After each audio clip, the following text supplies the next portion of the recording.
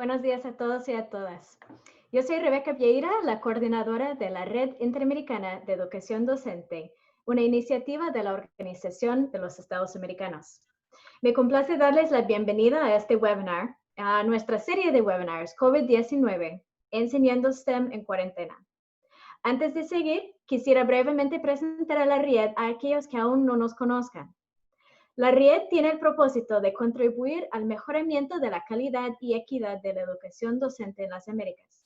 Para eso, ofrecemos fondos y actividades para líderes educativos con el objetivo de solucionar problemas de políticas y prácticas relacionados a la educación docente en STEM, ciencia, tecnología, ingeniería y matemáticas, en los niveles de primera infancia y de educación secundaria en especial, pero también ofrecemos apoyo a todos los niveles de educación.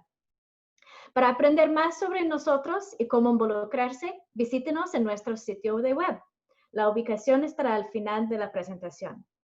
Presentados por docentes fellows, equipos de proyectos y otros que apoyan a la red, esta serie de webinars tiene como objetivo apoyar a los esfuerzos de los docentes durante estos tiempos de cuarentena. Esta mañana nos complace tener una presentación de varios expertos en la docencia. Angélica Rocha, de la Universidad del Valle de Guatemala, Bárbara Barrios, de la Universidad de Panamá, y Douglas López. Todos son participantes en el programa Hubert Humphrey, un programa prestigioso de Fulbright. La presentación durará aproximadamente 1 hora.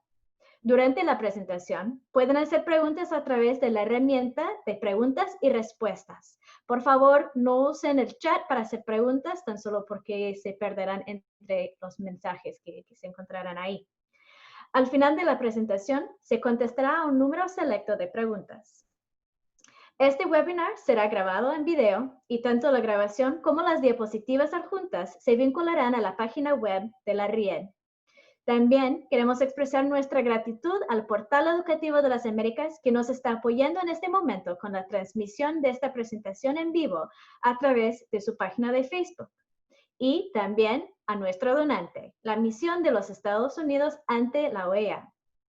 Por favor, por último, no olviden de contestar la pequeña encuesta al final de esta presentación que nos ayudará a determinar webinars futuros. Muchísimas gracias por su presencia. Y ahora voy a pasar la palabra a nuestros presentadores.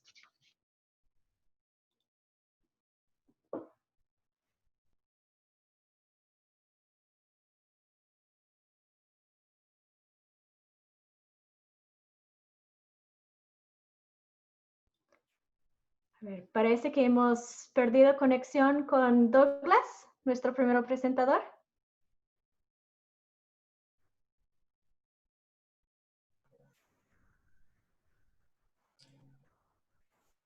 Sí, Rebeca, en un momento dijo que tenía que reiniciar la computadora y no ha regresado. Muy bien. Bueno, Si no, lo que podemos hacer es cambiar el orden. sí, o al menos empezar a al menos compartir la pantalla y se pueden presentar ustedes dos a ver si llega a tiempo a Douglas. Perfecto. ¿Me podrías colocar a mí como host? Sí, claro. Ok, ahí está.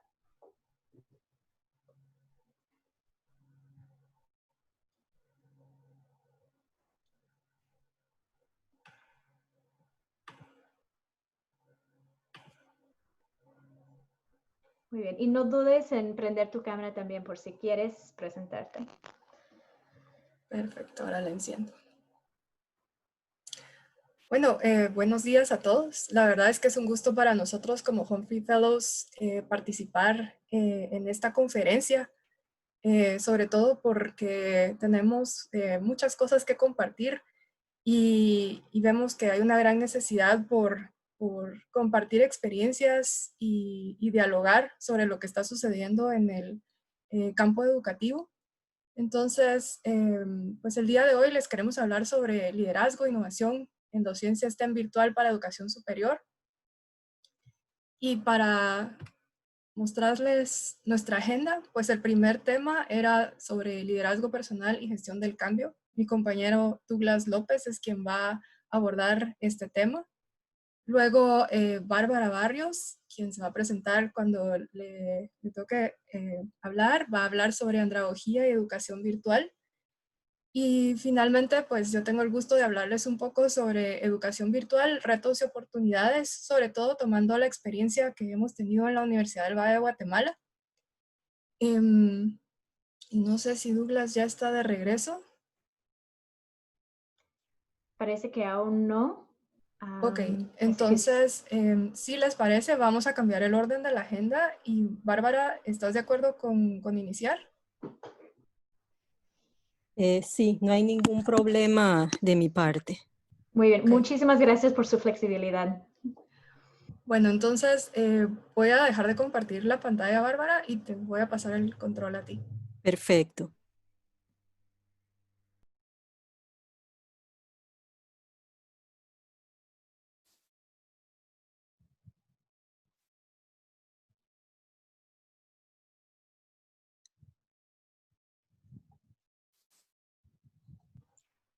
Listo, me avisas si ya puedes compartir.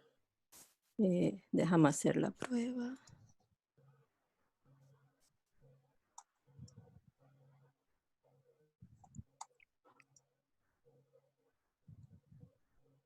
Sí, ¿pueden ver mi pantalla? Sí, Bárbara.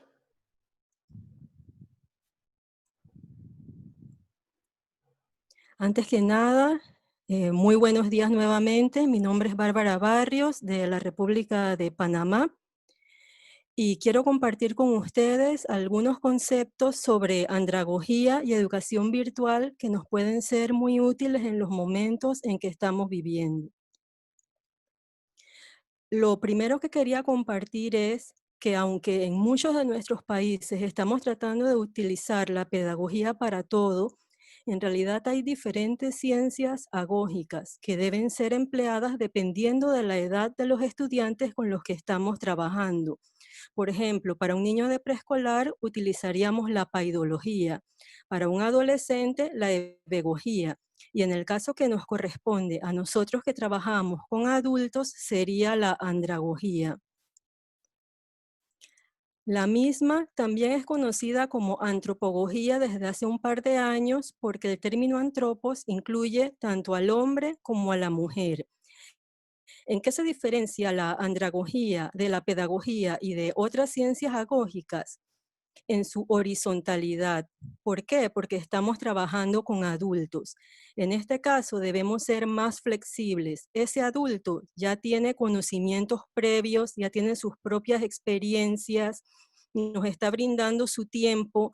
Si está tomando clases en una institución privada, está pagando en esos casos y su participación puede ser mucho mayor debido precisamente a las experiencias previas.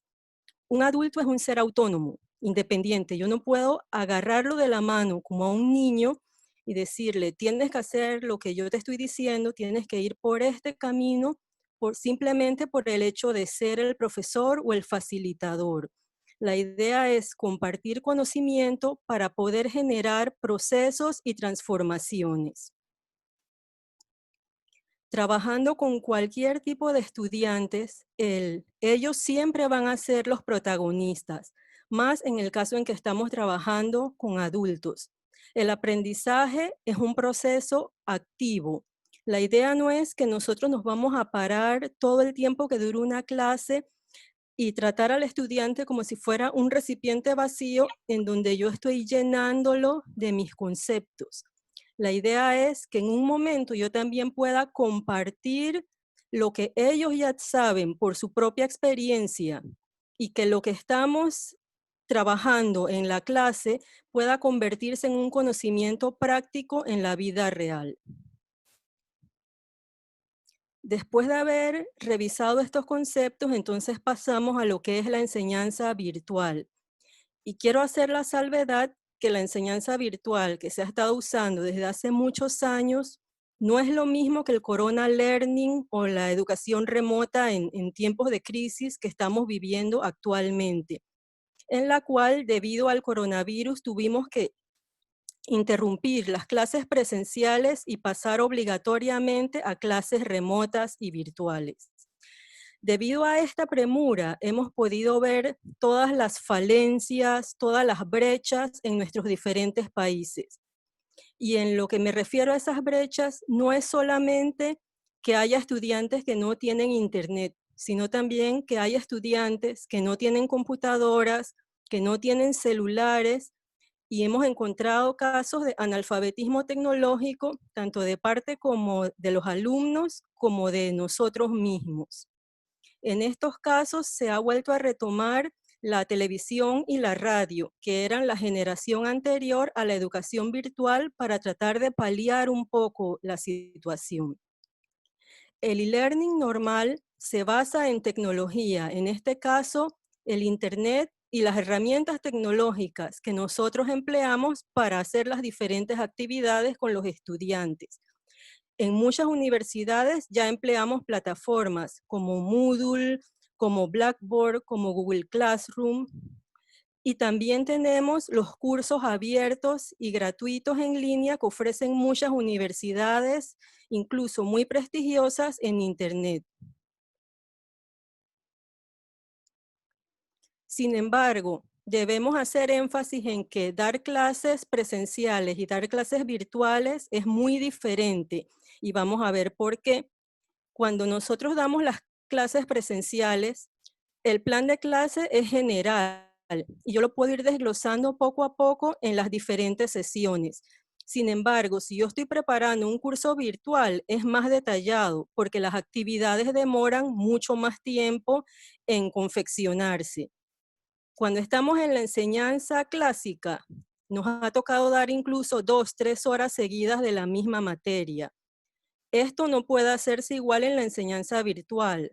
Generalmente no se deberían dar de corrido más de 30 minutos, y más adelante vamos a ver por qué. La interacción en las clases presenciales es directa, todos estamos en el mismo salón.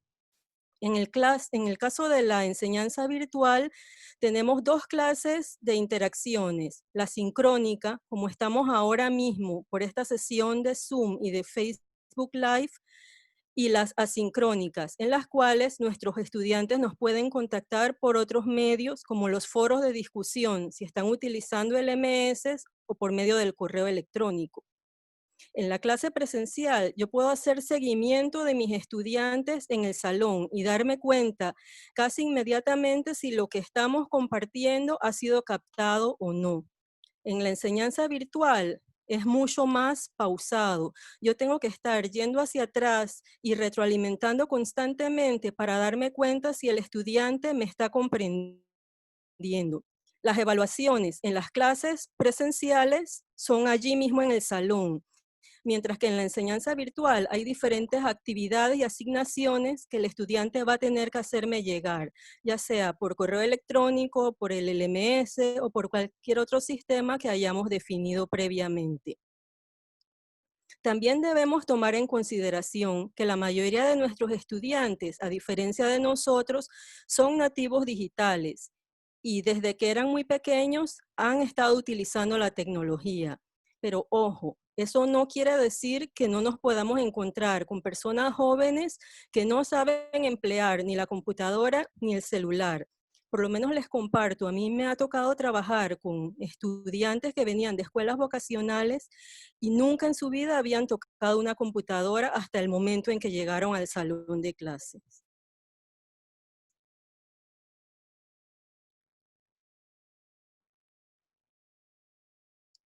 Otras cosas que debemos tomar en consideración es que no podemos pretender tomar el mismo plan de estudios que utilizábamos en las clases presenciales y darlo exactamente igual, con la única diferencia que estamos usando Zoom o Google Meet o cualquiera otra de estas herramientas tecnológicas.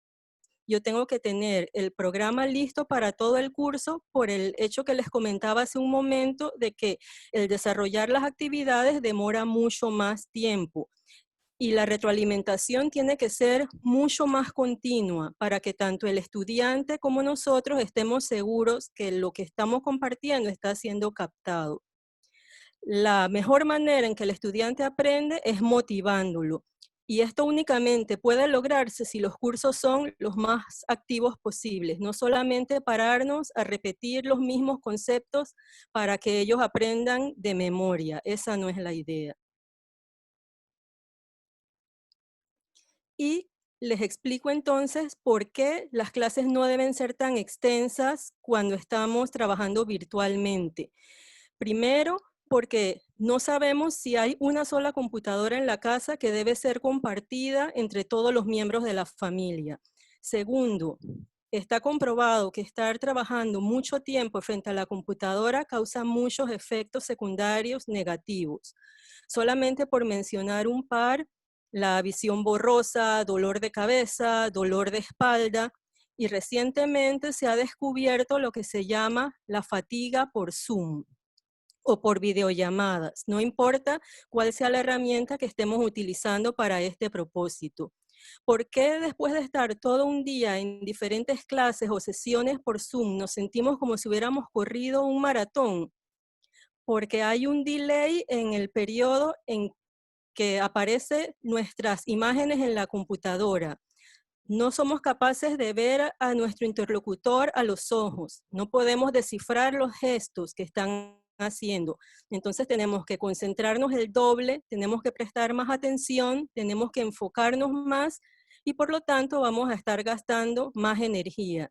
Lo ideal sería, después de los 30 minutos, hacer una pausa, tener alguna actividad lo más motivadora posible para que estas situaciones no ocurran. Es muy importante a la hora de diseñar estas actividades utilizar las herramientas multimedias que tengamos disponibles. Muchas de ellas son gratuitas y podemos encontrarlas en Internet. También es importante hacer una encuesta a nuestros alumnos para saber a qué herramientas ellos tienen acceso y aprovechar el que muchos de ellos probablemente estén conectados a las redes sociales para que puedan usar estas herramientas y mantener la interacción que tanta falta hace. Para que estas clases virtuales sean exitosas, en todo momento se le debe dar al estudiante la sensación de confianza para que puedan comunicarse con nosotros, ya sea por correo electrónico, por los foros, o incluso se pueden crear grupos de WhatsApp, de GroupMe o de cualquiera de estas otras herramientas, pero claro, manteniendo reglas acerca de los temas que deben ser discutidos en la clase y los horarios, porque la idea tampoco es que recibamos comunicaciones muy tarde en la noche o durante la madrugada.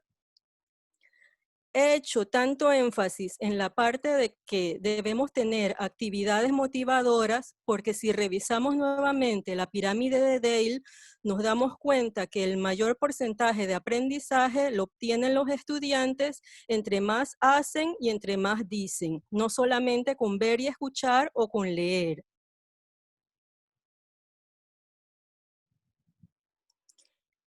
Quiero compartirles algunas ideas de actividades que pueden prepararse para sus unidades, para sus módulos. La idea sería siempre empezar con una actividad preliminar para darme cuenta de los conocimientos que ya trae el estudiante a la clase. Y de allí, de ser necesario, yo puedo ir modificando los contenidos que voy a compartir con ellos.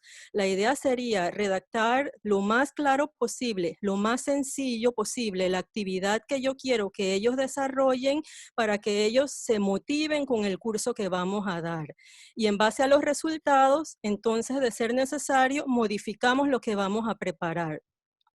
A lo largo de las unidades o de los módulos, entonces vamos diseñando las diferentes actividades, redactando cuál es la actividad que vamos a desarrollar con los estudiantes, qué herramienta tecnológica yo voy a estar empleando para ese motivo, si van a hacer videos, si van a usar Kahoots, por qué estoy escogiendo esa herramienta, cuál es la ventaja y ¿cuál es la competencia o el objetivo que yo pretendo lograr con dicha actividad?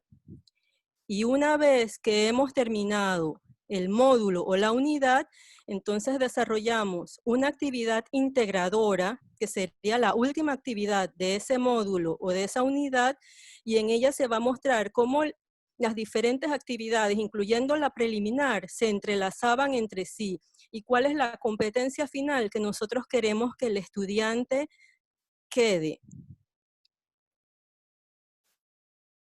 Y cierro mostrando cuáles son los errores más comunes que cometemos como docentes. Primero, pensando que siempre hemos hecho las cosas de una sola forma y que por esta razón no somos capaces de cambiar. Pensamos también que no tenemos las habilidades ni las competencias para poder hacer algo diferente. Nosotros seguimos aprendiendo hasta el momento en que muramos, así que siempre vamos a poder adquirir nuevas competencias. Y esta situación del coronavirus nos ha demostrado que el cambio no es lineal, que puede ocurrir en cualquier momento y de la forma que nosotros menos lo esperemos. A continuación, te paso la palabra a ti, Douglas. Voy a dejar de compartir la pantalla. Ok, muchas gracias, Bárbara. Disculpen por el inconveniente que hubo con la conexión a internet, pero afortunadamente pude resolver. Sin embargo, fíjense que eso es parte de los desafíos que estamos enfrentando los docentes hoy en día. Tener que lidiar un poco con todo lo que tiene que ver con lo externo, lo que no depende de nosotros. La tecnología, por supuesto, es nuestra aliada, pero a veces también nos hace una mala jugada. Sin embargo, ya estamos aquí. Y, ok. Necesito, por favor, compartir la pantalla si me dan acceso. Oh, gracias.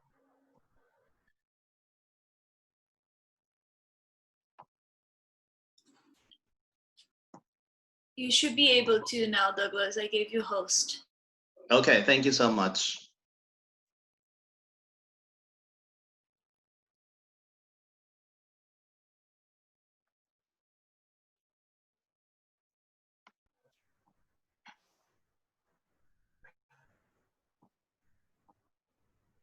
Se dejó de compartir la pantalla, Douglas. Sí, ahí voy.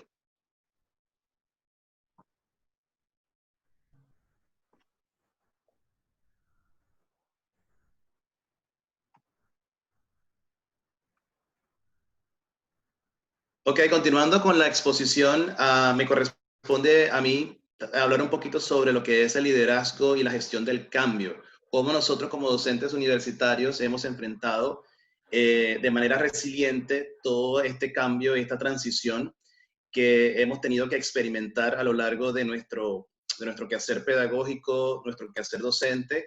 Esto comenzó a suceder a mediados de marzo, cuando inevitablemente todos los sistemas educativos del mundo tuvieron que hacer una transición inevitable hacia el aprendizaje en línea.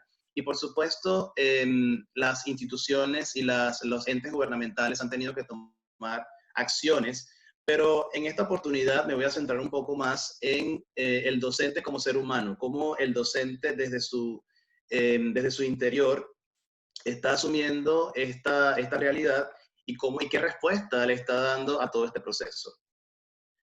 Vamos a ver acá. Bueno, lo primero que vamos a hacer es hablar un poco sobre los retos de la docencia frente a la pandemia. En este momento yo les voy a pedir que en el chat vamos a escribir una palabra que defina, una palabra clave que ustedes consideren que define cuál es el reto más importante que el docente ha tenido que asumir durante este tiempo de pandemia. Vamos a escribir en el chat una palabra clave.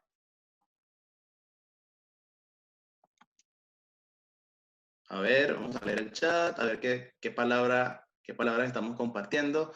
Autoprepararse, tecnología, responsabilidad, cambio, flexibilidad, innovación, motivación, disposición, uso de las TICs. Tenemos autoeducación, cambios tecnológicos, conectividad, plataformas, conectividad intermitente. La familia también es un elemento importante en este proceso. Autoaprendizaje, estrés, súper importante también. Liderazgo, genial. Autoaprendizaje. Ok, tenemos acá. Ok, fíjense que innovación, cansancio. Fíjense que todas las palabras que ustedes están nombrando acá definitivamente tienen que ver con cada uno de los desafíos que hemos tenido que afrontar como docentes universitarios en estos últimos tiempos. Por eso es importante también reflexionar sobre qué decisiones hemos tenido que tomar muchas veces, y esto es producto digamos, de recopilar información partiendo de conversaciones que he tenido con mis colegas en Venezuela, que he tenido con colegas en Colombia también, y conversaciones que he tenido con profesores en Penn State University, que es la universidad donde hicimos nuestro fellowship aquí en los Estados Unidos. La mayoría coincide en que las decisiones han tenido que ser unilaterales, es decir, cada profesor ha tenido que ingeniárselas para, de manera creativa, tratar de mantener al estudiante comprometido y tratar de mantener al estudiante activo con su proceso de aprendizaje. Sin embargo, no existe o no ha existido una estrategia clara, unificada o un criterio unificado para poder entonces atender el tema de la transición al aprendizaje en línea, que digamos que cada profesor está haciendo lo que puede, pero sin tener una guía o sin tener algún tipo de lineamiento que, bueno, que oriente la función y todas las acciones que deben emprenderse a partir de esta experiencia.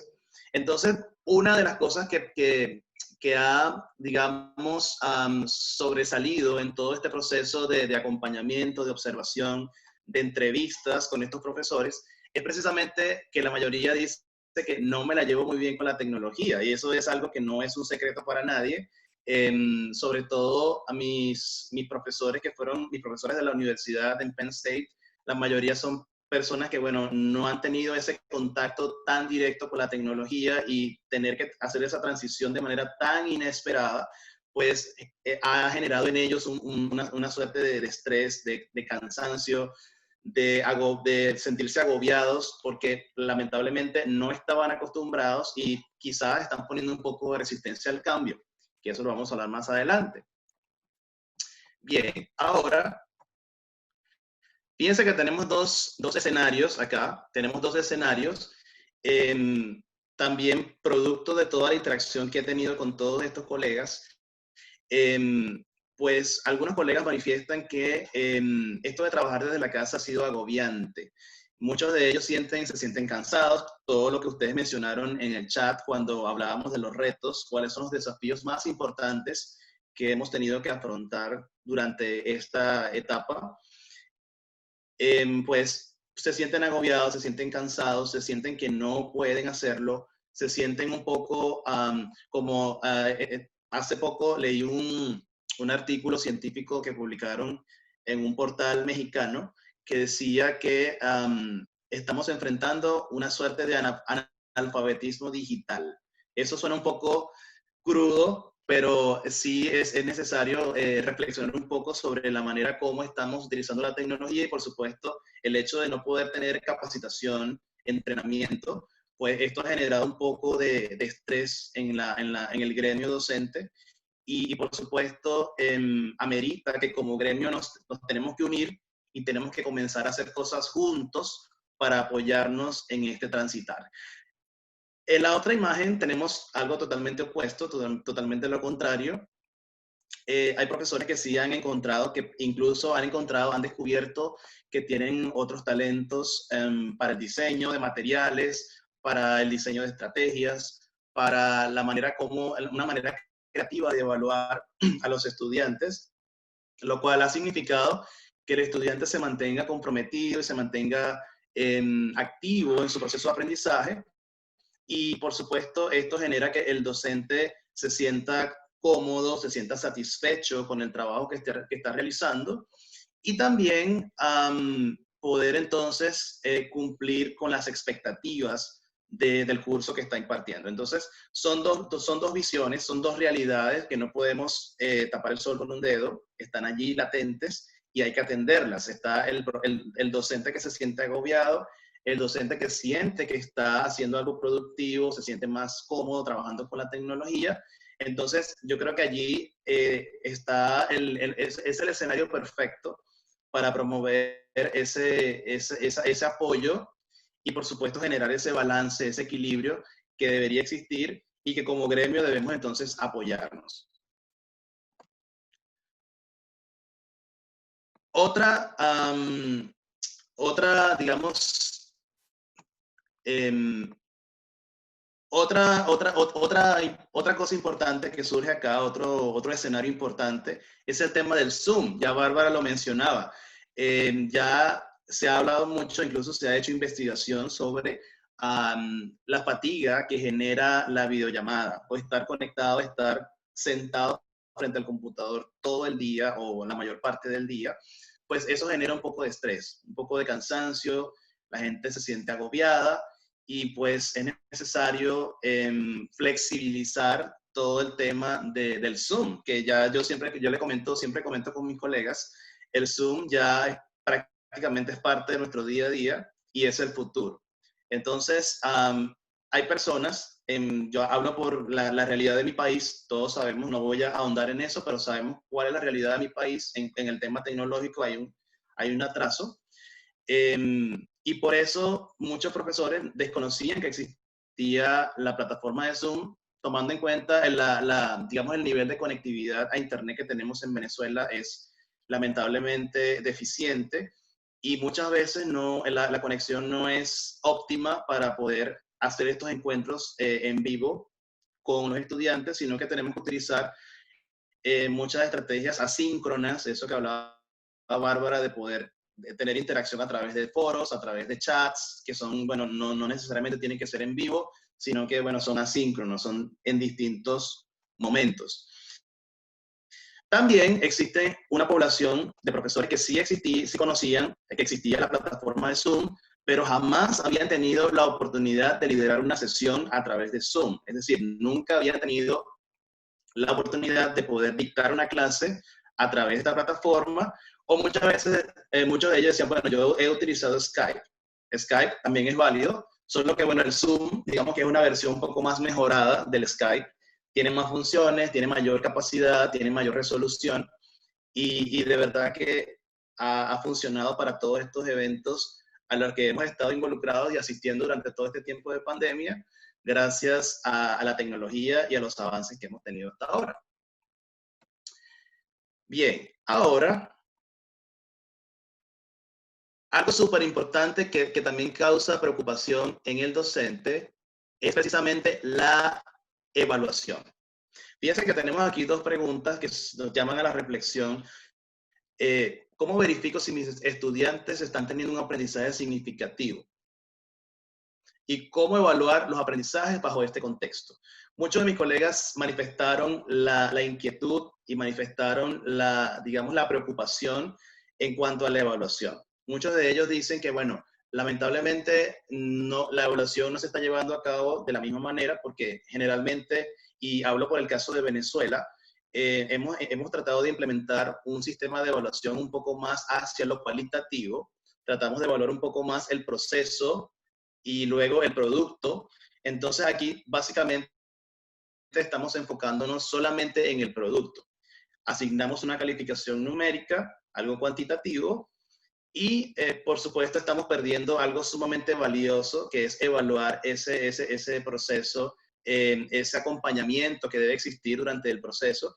Sin embargo, tampoco estoy satanizando el tema, simplemente estoy compartiendo lo que muchos colegas han compartido conmigo y simplemente sabemos que existen maneras de hacer seguimiento también al estudiante, poder establecer contacto, preguntar, las tutorías, hay muchas maneras de llegar al estudiante. Sin embargo, digamos, precisamente por ese tema de resistirnos al cambio, de que no estábamos preparados, de que todo sucedió tan inesperadamente, pues muchos manifiestan su preocupación porque no estamos todavía asimilando esta nueva realidad, esta nueva normalidad, y por eso genera un poco de estrés, un poco de preocupación el tema de la evaluación. Entonces, es un tema que quiero dejar a la reflexión. Quisiera que al final pudiéramos reflexionar un poco sobre el tema de la evaluación, cómo ustedes han llevado a cabo la evaluación y si realmente consideran que la evaluación está siendo lo suficientemente objetiva para evaluar el desempeño de un estudiante en determinada área de conocimiento, porque también hay que tomar en cuenta que hay asignaturas, hay unidades curriculares que son un poco más prácticas, otras más teóricas, y por supuesto, pues cada materia, de acuerdo a su naturaleza, debe tener también un requerimiento administrativo, un cumplimiento de horas, un cumplimiento de laboratorios, y es importante tomar en cuenta todos esos elementos. Ahora bien, También surgen otras reflexiones sobre el cambio de modalidad ha afectado la calidad de la enseñanza. El cambio de modalidad ha permitido que tanto docentes como estudiantes descubran nuevos talentos. Son dos situaciones opuestas que están sucediendo. Muchos profesores que todavía, bueno, tienen ese pensamiento, dicen que, bueno, que lamentablemente la enseñanza no está no está llegando de la misma manera al estudiante. Sin embargo, hay otros docentes que sí tienen un poco más de seguridad, un poco más de confianza en este sistema, en este nuevo paradigma, y sí consideran que están fomentando, digamos, el descubrimiento de talentos, de destrezas, de habilidades en estudiantes, lo cual, pues, es positivo. Y yo creo que todo debemos verlo desde una perspectiva más positiva. Por supuesto, sabemos que esto no es la normalidad, no estamos acostumbrados a esto, pero sí, yo pienso que tener una actitud positiva hacia todo lo que está sucediendo, tomarlo positivo y ver de qué manera puedo incluso seguir desarrollándolo en el futuro, yo creo que esa es la clave para poder alcanzar el éxito en todo este tema de la transición de la educación convencional a una educación virtual, en línea o remota. ¿Ok? También existe una preocupación del docente porque piensa que no está cubriendo todos los contenidos programáticos de cada unidad curricular, ha tenido que sintetizar, que condensar contenidos, que fusionar contenidos para poder entonces, de acuerdo a los tiempos, de acuerdo a la dinámica de los semestres en cada universidad, por ejemplo, poder cumplir con los requerimientos administrativos que exige un calendario académico que tiene cada universidad. Entonces, eso también ha generado un poco de preocupación. Hablamos entonces de algo sumamente clave, que es una palabra que para mí particularmente tiene un sentido muy, muy especial, el tema de la resiliencia.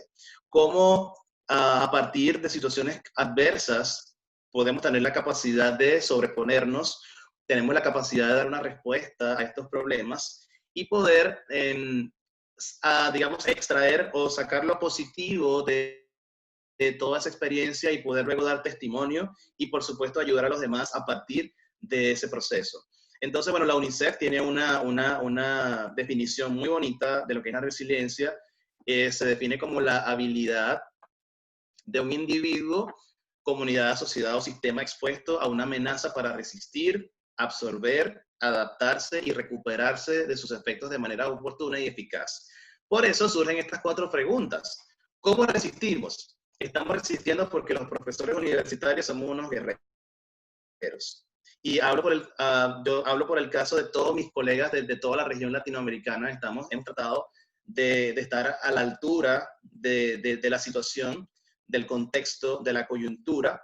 Y hago una mención particular del caso de Venezuela, que hemos estado resistiendo, bueno, por toda la situación política y social que se vive en nuestro país. Un profesor universitario no cuenta con una condición económica estable, una condición económica digna. Sí, sin embargo, el profesor universitario continúa trabajando y continúa dando lo mejor de sí y continúa luchando y continúa haciendo investigación y continúa tratando de dar lo mejor para que los profesionales que se forman en nuestras universidades realmente respondan a las necesidades de nuestro país y de la región, por supuesto. ¿Cómo absorbemos lo positivo? Yo pienso que cada quien tiene un proceso distinto de discernimiento, tiene un proceso distinto de asimilar las cosas, y lo importante es siempre tener una actitud positiva hacia lo que hacemos. De esa manera, nosotros como docentes nos mantenemos activos, nos mantenemos motivados y nos mantenemos, digamos, atentos a lo que puede suceder, y por supuesto, el estudiante va a sentir esa seguridad que le transmitimos y va a poder entonces tener éxito digamos, en esta situación sin precedentes que estamos transitando. Y por supuesto, el estudiante va a estar más cómodo, más seguro, más satisfecho con todo este proceso. ¿Cómo nos adaptamos? Teniendo en cuenta todo lo que hemos mencionado anteriormente. Tenemos que estar seguros, tenemos que estar conscientes de que estamos viviendo una situación totalmente inesperada, sin precedentes, y como docentes debemos estar preparados para dar respuesta a todos estos acontecimientos que están sucediendo en este momento.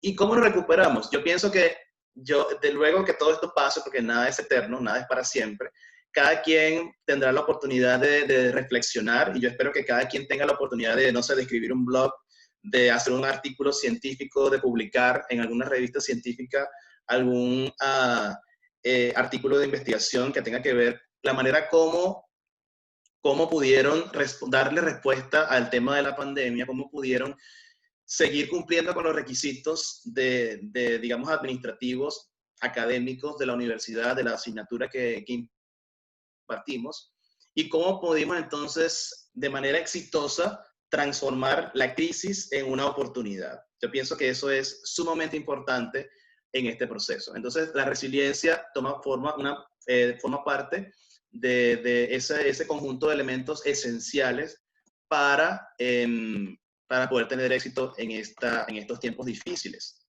Otro elemento importante es la resistencia al cambio. Muchas veces nos resistimos al cambio, sentimos que no podemos, que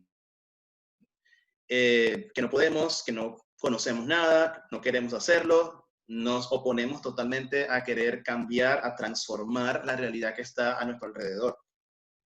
Entonces, fíjense, existe esta pirámide que está acá y Kurt Lewin también dice, existen 3 causas para la resistencia al cambio: la cultura organizacional que guía la conducta de los individuos, el interés propio y la percepción de las metas, y entender que existe la necesidad o de un cambio o de proponer una meta nueva. Es decir, un redireccionamiento de la meta, o digamos, un redireccionamiento del procedimiento, pero siempre la meta también va a ser la misma, que es, por supuesto, capacitar, formar profesionales que estén aptos para responder a las necesidades de cada uno de los países de nuestra región latinoamericana. Entonces, cuando decimos no queremos, nos estamos oponiendo totalmente. No podemos, estamos creando una barrera en nosotros mismos que es netamente emocional. Y cuando no conocemos, es también la manera en que aceptamos que necesitamos ayuda, necesitamos apoyo, necesitamos personas que nos orienten y que realmente nos guíen en el proceso. Y yo pienso que un poco, eso se concatena un poco con lo que es la resiliencia. La resiliencia tiene que ver con sobreponerse a una situación adversa, y precisamente parte de ese proceso es resistirme al cambio. Todavía no asimilo que estoy en medio de una situación difícil, de una crisis, y todavía estoy en ese proceso de querer cambiar y de querer tomar decisiones y de querer dar el paso que debo dar para poder entonces comenzar a transformar mi entorno. Aquí están unos síntomas que voy a leer rápidamente. Bárbara habló un poco de eso también, pero voy a nombrarlos rápidamente para que no queden en el aire. Algunos síntomas de que estamos resistiéndonos al cambio: el miedo a no aprender las nuevas destrezas o conocimientos que se requieren, poca flexibilidad de la manera como evaluamos a nuestros estudiantes. Fíjense que eso es otro tema importante. Cuando hablamos de la evaluación, efectivamente hay una preocupación en la manera como estamos evaluando al estudiante, pero también hay que tomar en cuenta que el estudiante también se siente agobiado, no solamente el profesor, y por eso hay que flexibilizar sin perder la esencia de los contenidos y de los requerimientos que tiene cada asignatura, cada materia, de acuerdo a su naturaleza. Miedo al fracaso, mayores responsabilidades al salir de nuestra zona de confort, miedo a menor interacción con los estudiantes y todo lo que implica la academia, es decir, todo lo que implica organizar eventos científicos. Estamos acostumbrados al evento in situ y ya hemos tenido que cambiar, incluso hacer eventos de presentaciones de poster presentations, hacerlas a través de Zoom. Incluso lo hicimos en Penn State, tuvo que haber sido un evento masivo, digamos, en la sede de la universidad. Lamentablemente no se pudo, pero lo hicimos a través de Zoom y todo salió perfecto. Entonces, por supuesto, la amenaza del estatus laboral: muchas personas están, digamos, reduciendo cargas horarias, están reduciendo personal, la falta de información y conocimiento de por qué y para qué se hace, por qué estamos haciendo esto, por qué estamos generando este cambio. Y, por supuesto, yo pienso que lo clave es siempre para que un síntoma que realmente es clave para esto es que estamos teniendo miedo a lo desconocido. Y eso es normal, como seres humanos siempre dudamos, pero yo pienso que en este proceso y de acuerdo a la trayectoria docente que ya todos tenemos y que hemos cultivado, pues yo pienso que siempre debemos estar abiertos a esa posibilidad de querer explorar nuevos horizontes y aprender cosas nuevas y mantenernos siempre actualizados. Bien, entonces es hora de reinventarnos. En este momento yo les voy a pedir que por favor compartan conmigo en el chat también, en una palabra, ¿qué les viene a la mente cuando escuchan la palabra reinvención? Reinvención. Vamos a ver, quiero revisar el chat. Ok, vamos a ver acá. Crear, cambio, potenciar, creatividad, modificación, innovación, evolucionar, muy bien. A ver, movimiento, identificación, transformar, actualizar, experimentar cosas nuevas, renovación, actualizarte, disrupción, mejorar, regresar, transformar, surgir, retos, oportunidad, descubrir, aprender, desaprender, muy importante. Eso me parece genial. Fíjate que como seres humanos tenemos la capacidad de aprender, tenemos la capacidad de construir y de deconstruir para volver a construir algo que sea, digamos, que tenga una base más sólida, reinventar, retomar, reiniciar, aprender, sumamente importante también. Yo pienso que aquí nosotros como docentes hemos tenido también que ser muy humildes y aceptar que no nos las sabemos todas. Hemos tenido que entender que, bueno, cada quien desde su área de conocimiento, desde su manera como ha llevado su trayectoria académica, pues ha aprendido y tiene mucho que ofrecerle a la comunidad de docentes universitarios en Latinoamérica. Pero también hay cosas que desconocemos y que es importante que como gremio comencemos a hacer networking, comencemos a crear redes y a apoyarnos entre todos. Y de esa manera yo pienso que va a ser más llevadero este proceso de reinvención. Por eso, cuando hablamos de reinvención, hablamos de siempre algo provocado. Por lo general, no cambiamos si no se nos obliga a ello. Es decir, siempre debe haber un empujón o debe existir un momento cumbre, debe existir cuando explota la bomba, es cuando nos vemos obligados, nos vemos contra la pared, cuando tenemos que, ok, es hora de reinventarme porque hemos llegado al límite. Entonces, la reinvención es otra cosa y por supuesto tiene lugar cuando una persona ha de enfrentarse a un cambio importante en su vida o su entorno negativo o positivo, que suele ocurrir de forma inesperada. Eso fue lo que sucedió con nosotros en la pandemia. Nosotros, quizás, también Bárbara lo mencionaba en su disertación, muchas universidades ya cuentan con plataformas de Moodle o Canvas o tienen algunas aulas virtuales ya preparadas y que siempre se han utilizado de manera regular a lo largo del ciclo regular del año académico en cada universidad. Sin embargo, muchos profesores sí tienen sus aulas virtuales con documentos, presentaciones, links, libros, etc. Pero también no es un secreto que hay profesores que no han tenido esta experiencia de poder compartir todo ese arsenal de conocimiento y de materiales y de bibliografía en una aula virtual que permita al estudiante tener acceso a todo este arsenal de información que pudiera ayudarle y pudiera orientarle en ese proceso cuando tenga que completar sus asignaciones, sus tareas, etc. Entonces,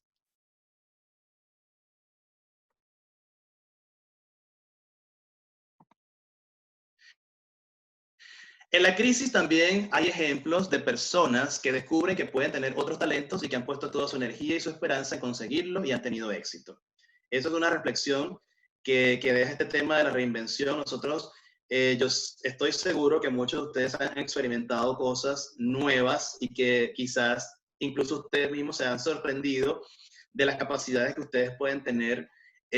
Nosotros, por el hecho de estar en esta posición como profesores universitarios, yo creo que desde el momento en que asumimos la responsabilidad de estar desde esta posición, de querer generar conocimiento a partir de la investigación, a partir de la docencia, de generar discusiones, de mediar el conocimiento y de, por supuesto, expandir esas redes profesionales.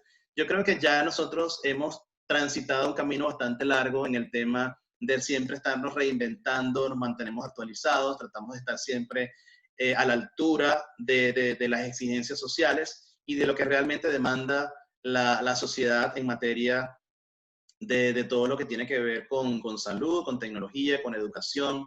Y por eso es sumamente importante que esto retumbe y resuene en nuestras mentes, porque nosotros estamos preparados y tenemos madera para esto.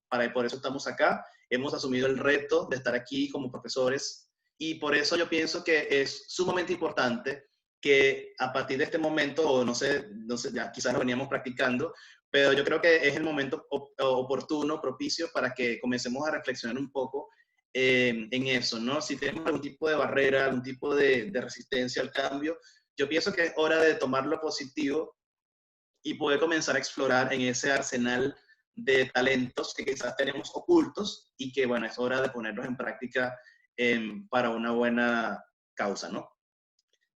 Entonces, ya para finalizar, tenemos la creación de un nuevo paradigma educativo que surge como producto de la crisis. Por supuesto, a partir de esta experiencia, yo considero que estamos formando profesionales autodidactas, estamos formando profesionales que realmente se sienten responsables de su propio proceso de aprendizaje. Estamos formando para la vida. Y piense que esa es una filosofía que hemos siempre tenido en mi querida Universidad Francisco de Miranda, en Coro, Falcón, Venezuela. Nosotros siempre hemos tenido esa filosofía de que no enseñamos un contenido para aprobar un examen, una prueba, sino que tratamos de contextualizar cada elemento, cada asignatura, cada contenido, qué utilidad va a tener esto para tu vida. Y por eso siempre estamos tratando de promover formas creativas para encontrar soluciones a problemas del día a día. Desarrollar un pensamiento crítico, mejorar la comunicación y habilidades de liderazgo. Sin duda, este proceso ha mejorado incluso personas, estudiantes o profesores también que son un poco tímidos, han tenido que vencer ese miedo, vencer la timidez y ya comenzar a poder compartir con el mundo todo lo que saben, todo lo que tienen para ofrecer. Y por supuesto, nos hemos reinventado y hemos redireccionado las metodologías convencionales de estudio. Ahora hay una pregunta, ¿tenemos un plan B? ¿Cuál es el futuro de la docencia frente a este tipo de eventos? ¿Estamos listos para asumir los desafíos que trae el futuro para la docencia universitaria? Yo creo que sí estamos listos. Si ya hemos llegado hasta este punto, yo pienso que con una buena guía, una buena orientación, podemos estar preparados incluso para proponer cosas nuevas para lo que pueda surgir en el futuro. ¿Qué estamos haciendo para poder, digamos, atender o apoyarnos como gremio? Yo pienso que esto es el paso inicial. Estamos organizando esta colaboración con dos de mis compañeras talentosísimas, que les agradezco muchísimo que me acompañen esta mañana. Vinimos a los Estados Unidos precisamente a potenciar esas capacidades y esas destrezas de liderazgo en nuestra área, que es el área de educación superior. Y yo pienso que como gremio y sobre todo de la región latinoamericana debemos estar dispuestos siempre a apoyarnos y siempre prestos para poder entonces contribuir y por supuesto brindar todo el apoyo técnico, personal, el apoyo moral que puedan necesitar todos nuestros colegas. Yo pienso que este es el momento para iniciar esa mancomunidad que debe existir entre el gremio de la docencia universitaria. Contamos con una red regional que nos brinda el apoyo técnico que necesitamos. Queremos formarla y queremos su apoyo para eso. Tenemos la disposición de adaptarnos, aprender cosas nuevas y luego añadirlas a nuestra labor docente.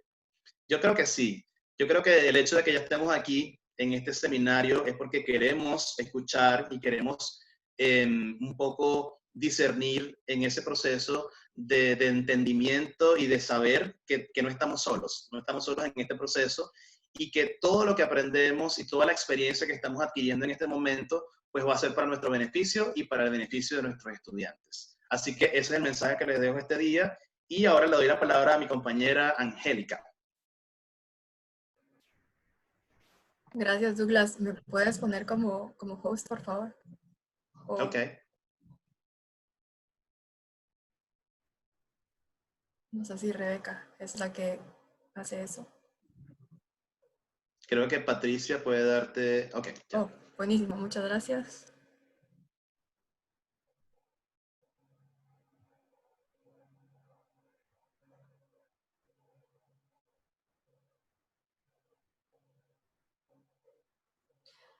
Bueno, después de dos excelentes presentaciones sobre liderazgo, gestión del cambio, sobre estrategias y buenas prácticas de educación en línea, ahora vamos a hablar concretamente de educación STEM. Quería empezar por repasar un poco sobre el concepto de lo que es el enfoque educativo STEM, porque me imagino que muchos de los que estamos participando el día de hoy sabemos que el acrónimo pues viene de las palabras en inglés, ciencia, tecnología, ingeniería y matemática. Y también sabemos que STEM se utiliza dentro de varios contextos.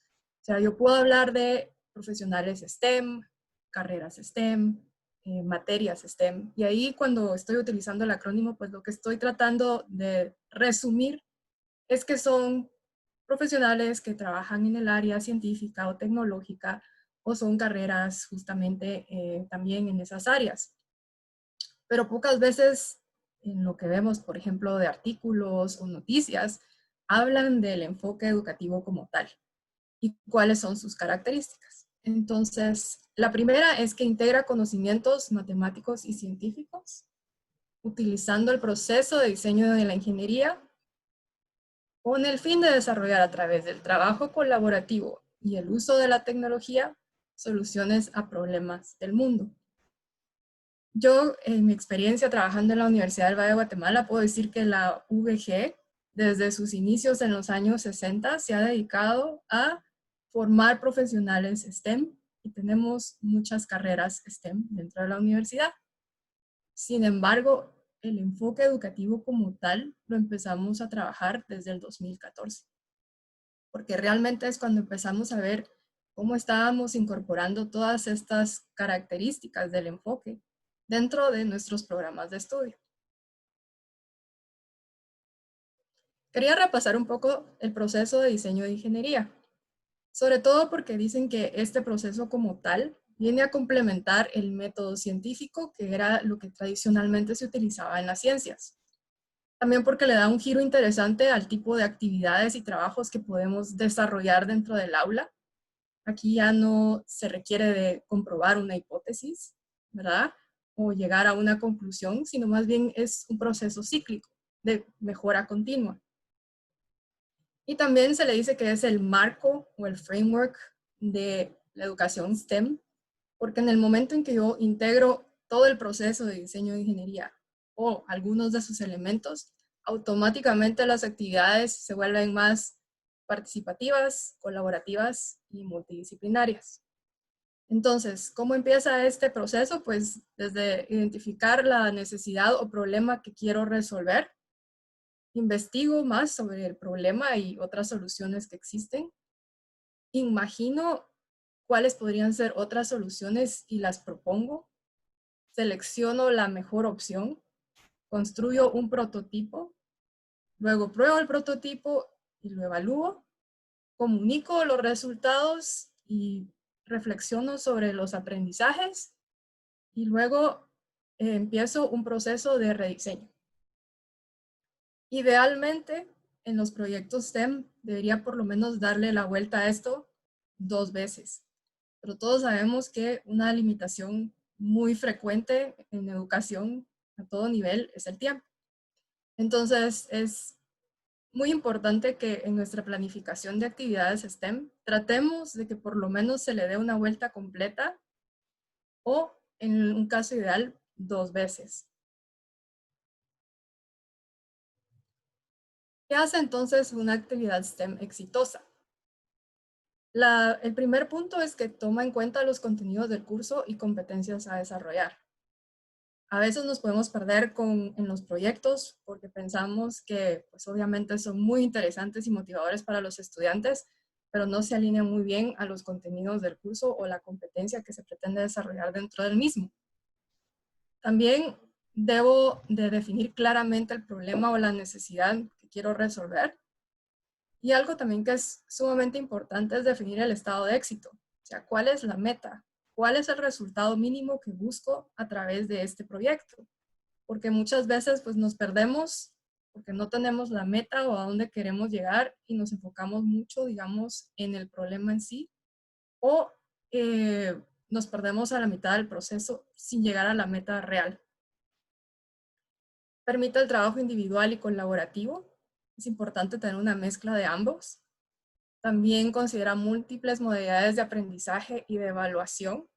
La idea de la educación STEM es justamente de que podamos evaluar a nuestros estudiantes no de una sola forma tradicional, por ejemplo, a través de pruebas, sino que tener una combinación de actividades. Y por último, motivar a los estudiantes en el proceso de rediseño. Lo que más me gusta tal vez de la metodología o el enfoque STEM es justamente esa idea de que todo se puede rediseñar, nada termina perfecto, sino que siempre hay algo que se pueda mejorar.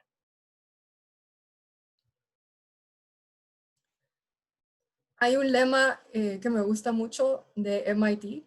Por supuesto, cuando pensamos en educación STEM, una de las universidades más prestigiosas y más famosas en el mundo es el Massachusetts Institute of Technology. Y sobre todo su Media Lab, que es uno de los centros de investigación también más prestigiosos en el mundo. Pues ellos manejan un término para la educación STEM que son las 4 Ps. Lastimosamente en español no se puede traducir tan fácil como las 4 Ps, pero estas Ps es de proyecto, compañeros, pasión y juego. Y me gusta mucho cómo ese lema de MIT, pues sí resume de una manera muy interesante lo que se busca a través de este enfoque educativo. Ahora, algo que quería resaltar es de que estamos repasando la educación STEM como tal, sin importar si es virtual o presencial. Y quería que tomaran en cuenta pues todo esto y que lo viéramos tanto en un entorno presencial como en un virtual. Como pueden ver ahorita las fotos que les he mostrado en la presentación, son fotos de nuestros estudiantes en UEG, pero todos están trabajando dentro del aula. Entonces, mi pregunta es, ¿creen que la educación STEM virtual es posible? Y les voy a pedir que me contesten la pregunta en el chat.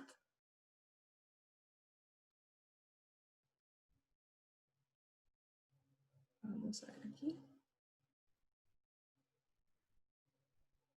Okay. Perfecto, creo que muchos de ustedes dicen que sí es posible. Ahora también le quiero pedir favor a Rebeca porque por alguna razón nuevamente no aparece la opción de polling. Si pueden reiniciar la encuesta. Mientras que ustedes... muchas gracias. Ya me apareció.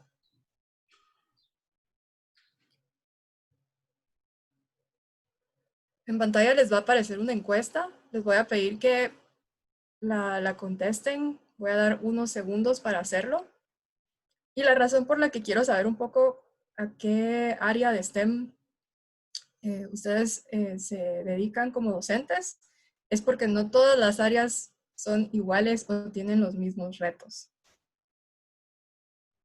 Hemos estado en varias reuniones y podemos ver que algunas áreas tienen algunas dificultades más complejas que otras.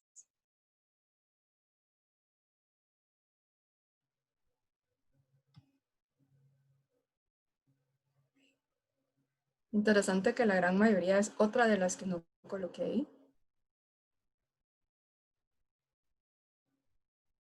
Perfecto, voy a dar unos segundos más.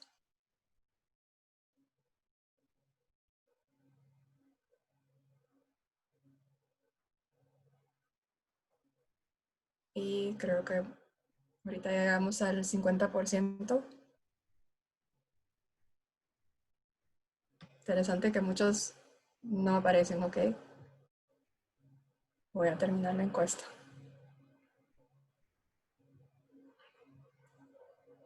y compartiendo los resultados. La gran mayoría de ustedes se dedican a otra área que no está ahí, lo cual me parece interesante. Y de ahí tenemos varios de matemática, química, ciencias de la computación, ciencias de la salud. Perfecto.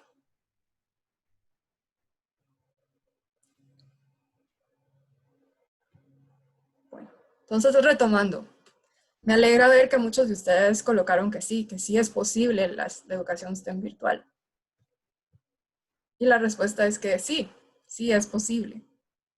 Lo único es que se requiere primero analizar y modificar los aprendizajes, encontrando recursos adecuados para desarrollar las competencias. Y resalté eso porque realmente ahorita el reto más grande que tenemos es de que hay una gran limitante de tiempo para poder hacer ese análisis y modificación de los aprendizajes. Para muchos nos tocó literalmente de la noche a la mañana tener que cambiar por completo la modalidad de entrega de nuestras clases STEM. Y luego tampoco teníamos el tiempo o los recursos, especialmente monetarios, para poder adquirir ciertas herramientas que nos facilitaran poder dar nuestra clase. Y eso todavía sigue siendo una limitante, porque cuando uno ve muchas herramientas que hay disponibles, sobre todo en línea, algunas de ellas son gratuitas, pero muchas de ellas requieren de licenciamiento, el cual no tenemos los fondos para poder adquirirlas de forma inmediata. Entonces, soy muy optimista y creo que esto es una gran oportunidad para el área de STEM de poder colaborar a nivel mundial y justamente crear más recursos, sobre todo gratuitos, que puedan ser disponibles para las materias STEM. Pero digamos que el reto actual es justamente eso, limitantes de tiempo, limitantes de recursos para poder adquirir herramientas que ayuden justamente a modificar la experiencia de aprendizaje y garantice que podamos desarrollar esas competencias que originalmente las pensábamos desarrollar dentro del aula. Les quería contar un poco sobre nuestra experiencia en la UVG. Como les mencionaba, la Universidad del Valle desde sus inicios ha tenido un enfoque, o su fortaleza ha sido mucho en la ciencia y la tecnología. Nuestras dos facultades más grandes son las de ciencias y la de ingeniería. Y cuando nos tocó ese cambio a la docencia remota, pues yo en ese entonces, y todavía estoy en Estados Unidos, pero empecé a recibir correos de parte de otras universidades que ellos estaban elaborando sus portales de docencia remota de emergencia y decidimos nosotros también crear el nuestro. Quería compartirles aquí el portal y es un trabajo, un proyecto que está evolucionando. Ahorita tenemos algunas estrategias generales sobre aprendizaje en línea. Esto les va a quedar en la presentación. Para nosotros, pues, es un gusto poder apoyar a la comunidad educativa en general, compartiendo nuestras experiencias y también los recursos que estamos desarrollando para diferentes aspectos de los procesos de enseñanza y aprendizaje. Y seguimos trabajando en ello, porque ahorita vamos a hablar más adelante de lo que son los laboratorios, ¿verdad? Cómo transformar todas estas clases prácticas STEM a un formato remoto virtual. Entonces, es un recurso en el cual todavía estamos trabajando y continuamos, porque viendo la situación actual del mundo, es muy probable que vayamos a terminar nuestro ciclo o año académico a distancia. Todavía no estamos seguros, pero nos estamos preparando por si acaso los estudiantes no regresen al campus en todo el 2020.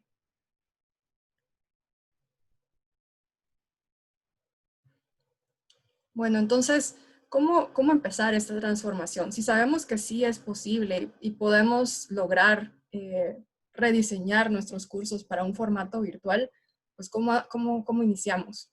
Y tal vez el primer consejo es evitar la complejidad y tratar de conectar de la mejor manera posible las competencias con las actividades.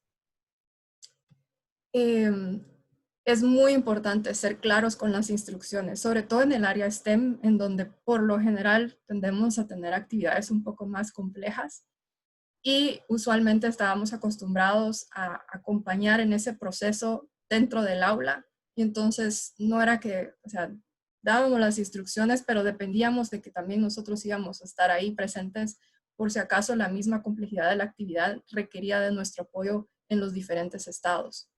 Y por supuesto delimitar bien los alcances de las actividades. Es muy posible que ya no se pueda lograr lo mismo que lo presencial y entonces toca delimitar justamente esos alcances a la nueva realidad. También es súper importante preguntarnos si se puede desarrollar esa competencia con recursos virtuales o remotos. Y eso es algo que nos hemos estado cuestionando bastante en la universidad, porque hay competencias que definitivamente no se van a poder trasladar a un contexto virtual. Y aquí les daba un ejemplo en donde sí es posible, porque me puedo preguntar, ¿qué es lo que quiero lograr realmente? ¿Que el estudiante use el microscopio o que comprenda la estructura de la célula? Porque si la competencia en sí es que comprenda esa estructura celular, entonces no necesariamente necesito estar físicamente con el microscopio, sino que puedo buscar algunas imágenes y colocarlas en la plataforma y que eso ayude a que él pueda comprender la estructura de la célula.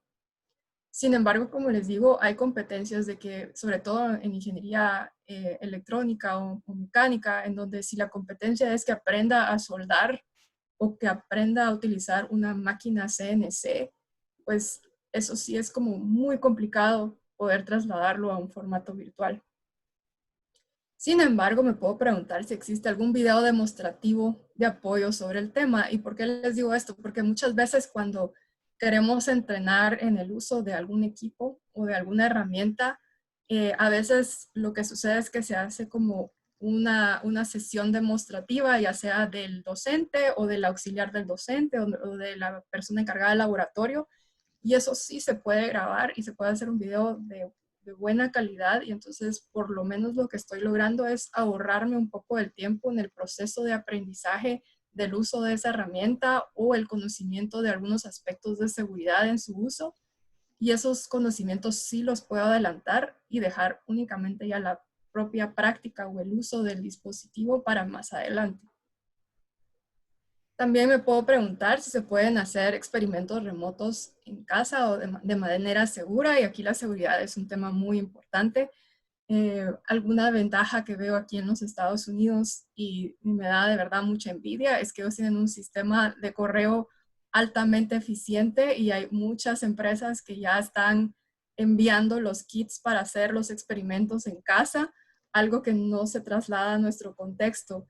Entonces, aunque existen lecciones e incluso tutoriales de cómo un docente STEM puede enviar el kit a sus estudiantes para que ellos hagan los experimentos en casa, la logística de poder enviar las cosas en nuestros países no se traslada, y es algunas ventajas que tal vez estos países pues tienen sobre nuestra región, porque digamos que nosotros tenemos otras condiciones y otros retos que no nos permiten hacer exactamente lo mismo.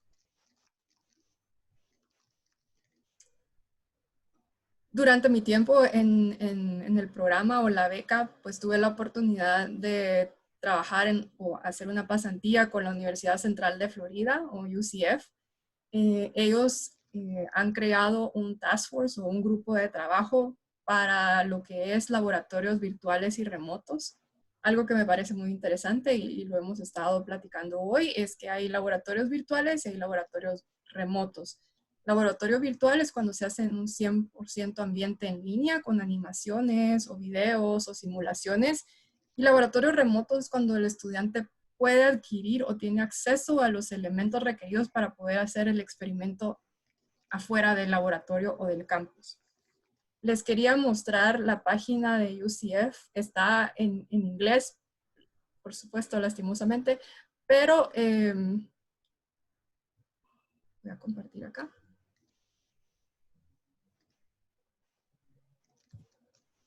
Pero quiero que vean el recurso porque realmente han hecho un excelente trabajo en reunir muchas estrategias y herramientas para diferentes áreas de STEM.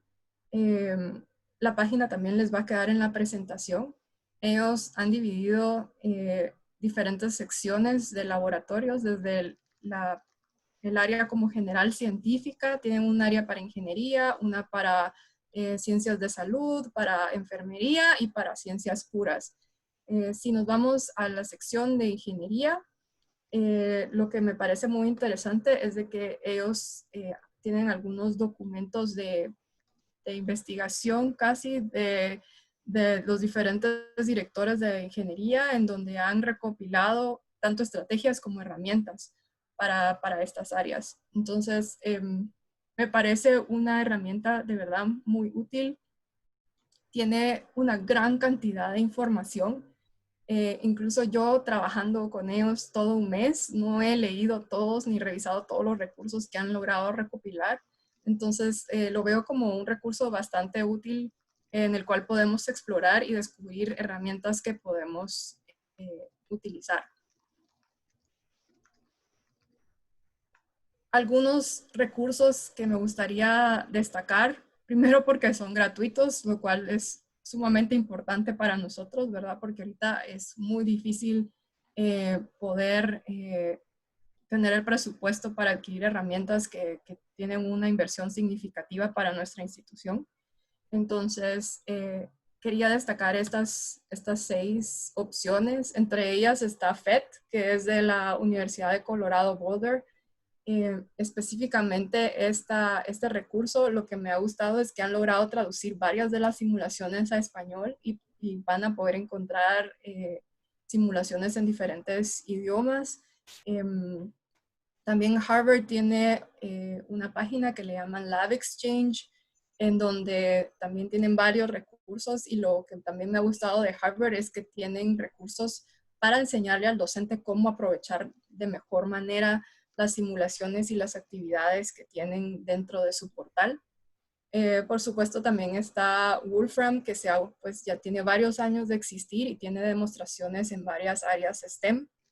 Merlot también es bastante conocido por sus laboratorios virtuales. Había una preocupación bastante grande, especialmente en el área de electrónica, mecatrónica o eléctrica, de cómo podían hacer muchas de las actividades de laboratorio con circuitos, y pues hemos encontrado Tinkercad y también Multisim.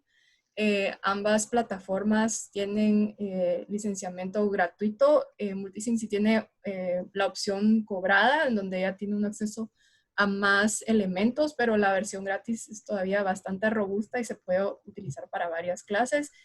Y por supuesto está Khan Academy, que tiene una gran variedad de videos que se pueden incorporar en las diferentes materias.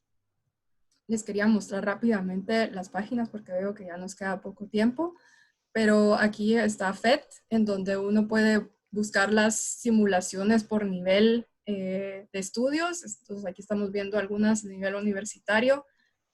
Aquí les muestro rápidamente la de Harvard, en donde tienen un área propiamente para educación remota y ayudar a los docentes que ahorita han tenido que cambiar sus clases de una manera muy rápida. Nuevamente aquí está Wolfram, ¿verdad? Que tiene un montón de demostraciones matemáticas, de computación, física, ciencias naturales. Merlot, que también tiene varias simulaciones. Y por último, Multisim, que tiene toda el área de circuitos, simulación de circuitos eléctricos.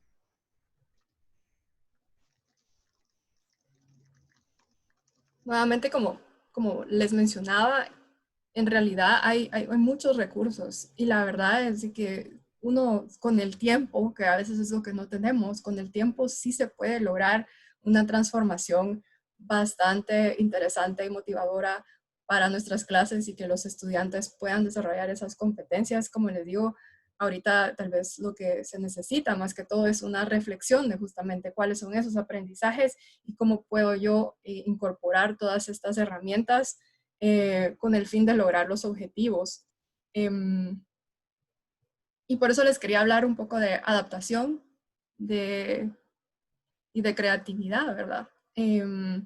Porque seguramente habrán muchas preguntas y primeras experiencias. Ya las estamos pasando y estoy segura que en el resto del año vamos a tener muchas más preguntas y experiencias nuevas. y tenemos que estar disponibles para la comunicación y el diálogo, tanto con nuestros estudiantes como con nuestros colegas, ya que todos comprendemos que estas son situaciones nuevas y nuestros estudiantes también lo entienden, y creo que si ellos son también partícipes y son también jugadores clave de sus aprendizajes, ellos también entienden de que es un esfuerzo mutuo, no solo es el docente, ellos también son una clave importante y el centro de su aprendizaje.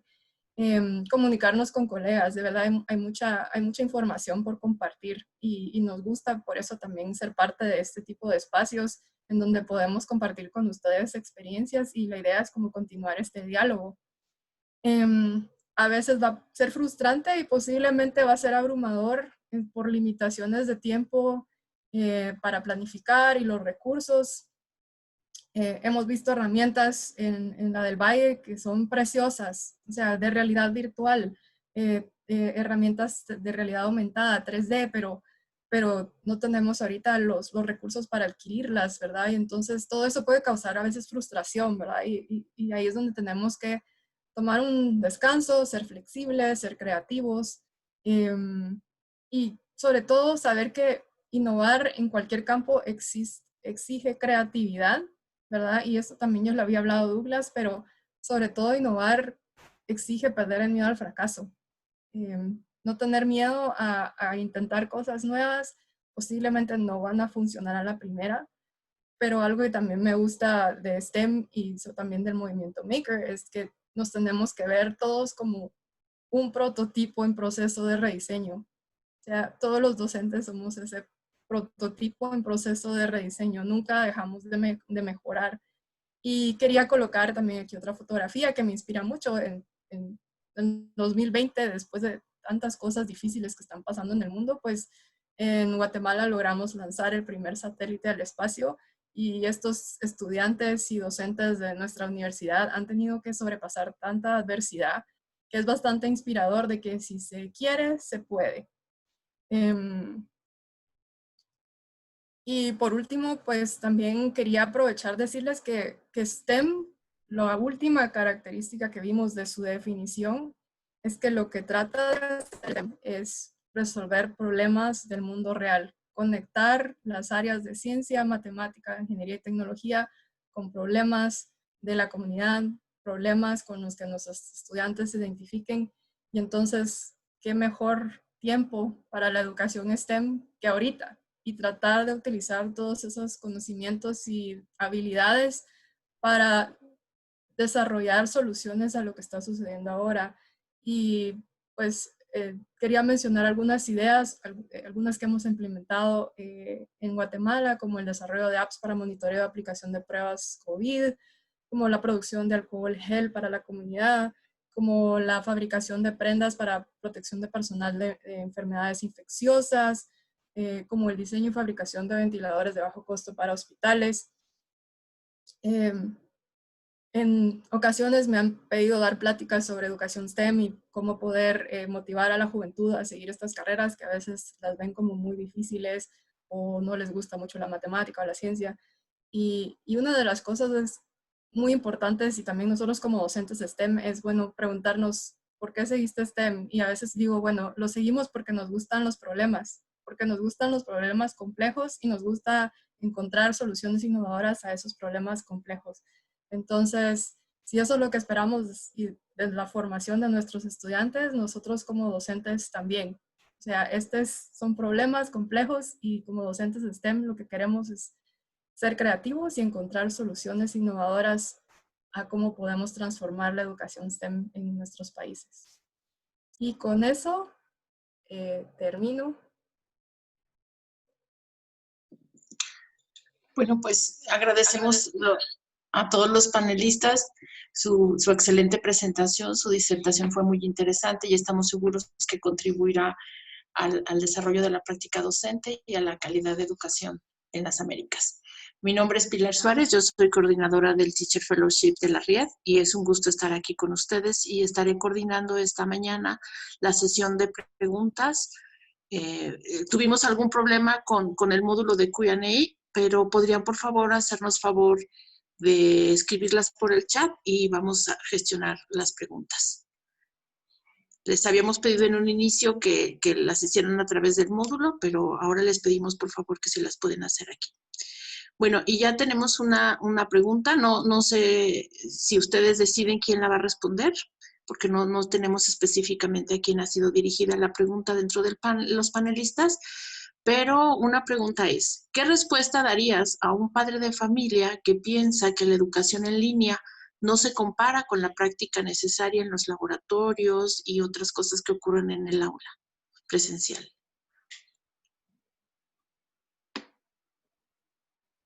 ¿Quién quiere contestarla?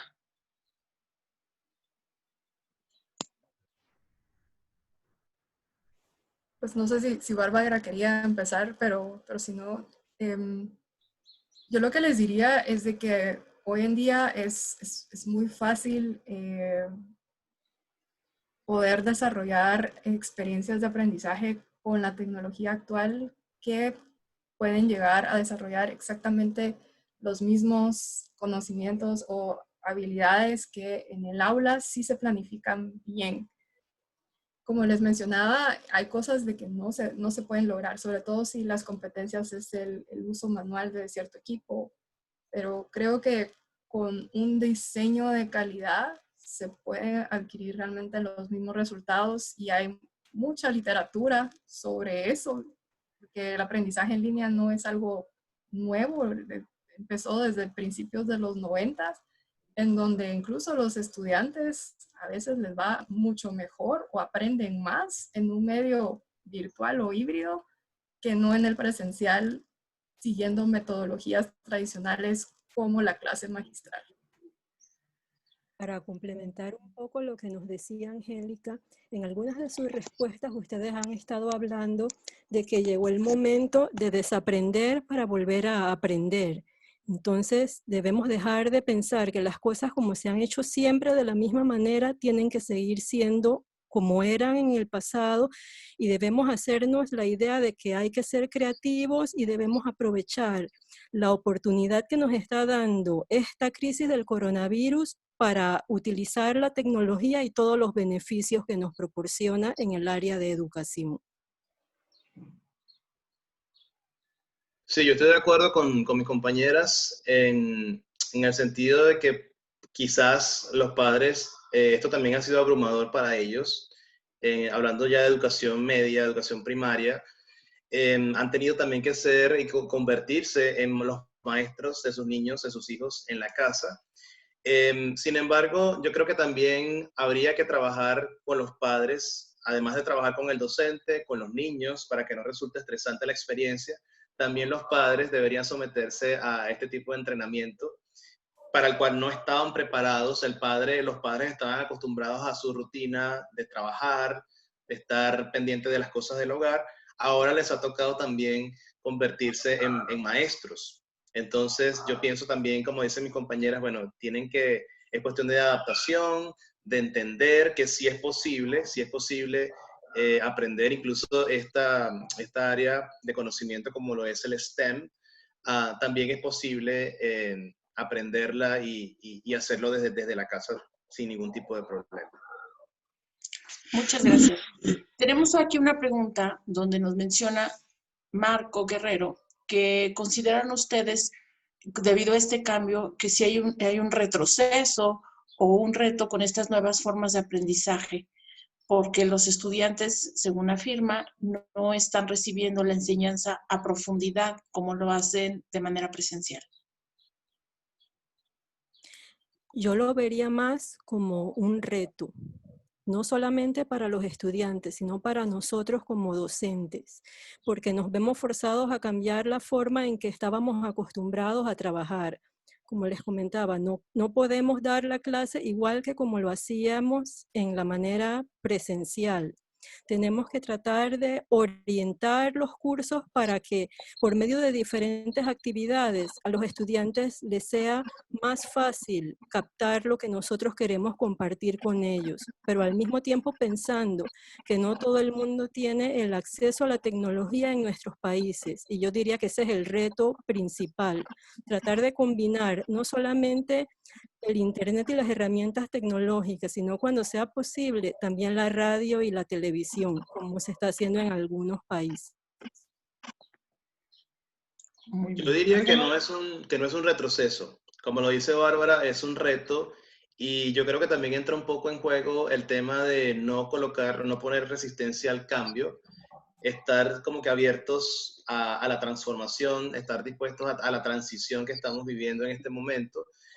Jamás considerarlo como un retroceso porque fíjense que si bien es cierto, la tecnología nos ha facilitado la vida en muchos ámbitos, sin embargo, siempre, yo pienso que por la experiencia que hemos tenido, estamos encasillados precisamente en la educación convencional, en el aula de clase, la educación quizá, bueno, sí, hay cierta horizontalidad en el aula, pero sí, yo creo que es momento de salir de la zona de confort.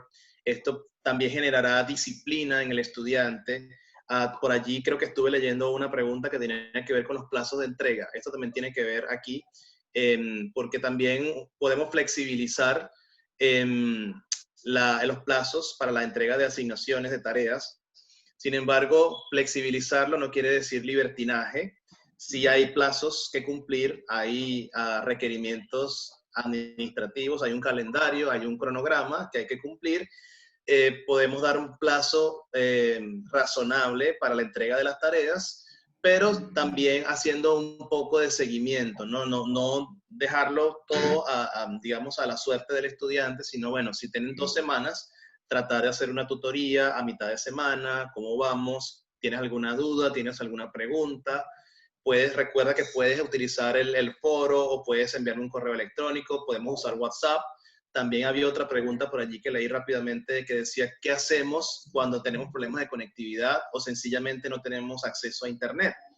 Pues lamentablemente, y digo lamentablemente porque sería genial poder tener esta conexión directa, pero también hay que ser creativos y podemos utilizar estrategias o herramientas asíncronas, como lo decía Bárbara también, el correo electrónico, el foro, el WhatsApp. Yo creo que en Venezuela estamos sobreviviendo gracias a WhatsApp.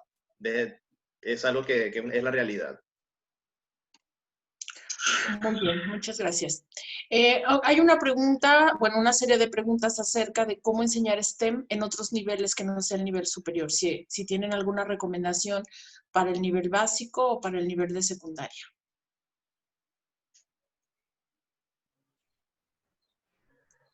Pues yo creo que como repasamos, realmente STEM, el enfoque como tal, se aplica a cualquier nivel. La idea es justamente seguir esas como prácticas y poner ese proceso de diseño de ingeniería como un marco de acción dentro de las actividades. Entonces, por supuesto que se puede aplicar a cualquier nivel educativo. Sin embargo, hoy les mostré sobre todo herramientas o recursos para educación superior, pero por ejemplo, la NASA, los museos Smithsonian también acá tienen muchísimos recursos para educación STEM a nivel primario y básico. También Eduteca de Colombia, los colombianos que estén ahí presentes, Eduteca tiene una riqueza de recursos también para educación STEM impresionante.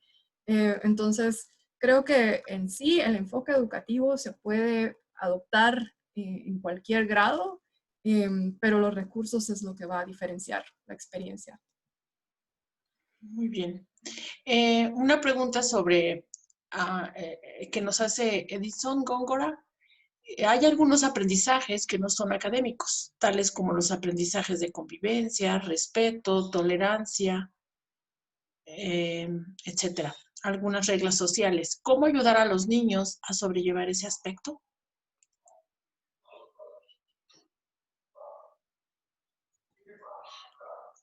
Parte de esas mismas reglas sociales se pueden practicar cuando estamos en la sesión sincrónica, como ahora en Zoom. Un ejemplo, mantener el micrófono apagado cuando los demás están hablando. Eso equivaldría a que nosotros debemos escuchar con atención y hablar solamente cuando nos corresponde. También aplicaría por medio de la herramienta Zoom o cualquier otra que utilicemos para estas sesiones, respetar lo que está hablando la otra persona, aunque no compartamos su opinión, solo por dar un par de ejemplos.